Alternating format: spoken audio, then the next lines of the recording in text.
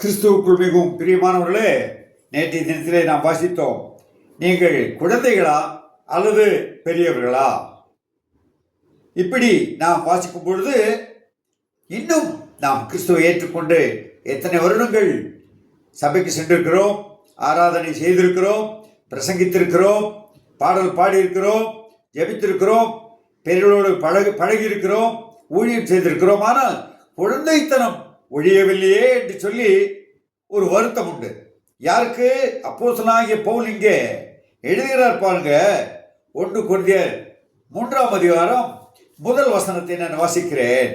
மேலும் சகோதரரே, நான் உங்களை ஆவிக்கு உரியவர்கள் என்று எண்ணி உங்களுடனே பேசக்கூடாமல் மாம்சத்துக்கு உரியவர்கள் என்றும் கிறிஸ்துவுக்குள் குழந்தைகள் என்றும் எண்ணி பேச வேண்டியதாற்று.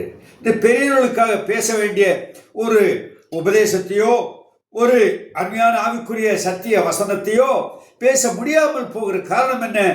இந்த சத்திய வசனத்தை கேட்டு அதை உணர்ந்து கொள்ளும் சக்தி உங்களுக்கு இல்லை. காரணம், இன்னும் குழந்தைகளாகவே இருக்க விரும்புகிறீர்கள். ஒரு பாட்டு பாடுவதிலேயே மகிழ்ச்சி, ஆட்டமாடுவதிலேயே மகிழ்ச்சி, பிறரை உற்சாகப்படுத்துவதிலேயே மகிழ்ச்சி, பரவசப்படுத்துவதிலேயே மகிழ்ச்சி. இதிலே சபை ஆராதனை முடிந்து விடுகிறது அல்லது ஜெப கூட்டம் முடிந்து விடுகிறது. இப்படித்தான் இருக்க வேண்டும் சொல்லி நீங்கள் கற்றுக்கொண்டிருக்கிறீர்களா? இல்லை, நீங்கள் வளரவில்லை என்றுதான் அர்த்தம். நீங்கள் உங்களுடைய பாவ பழக்கங்களை ஒழித்துவிட்டு புதிதாய் பிறந்த குழந்தைகளைப் போல கலங்கமில்லாத திருவசனத்தின் மேல் வாஞ்சியார்கள் என்று சொல்லி பேதுருவிலே நாங்கள் வாசிக்கிறோம்.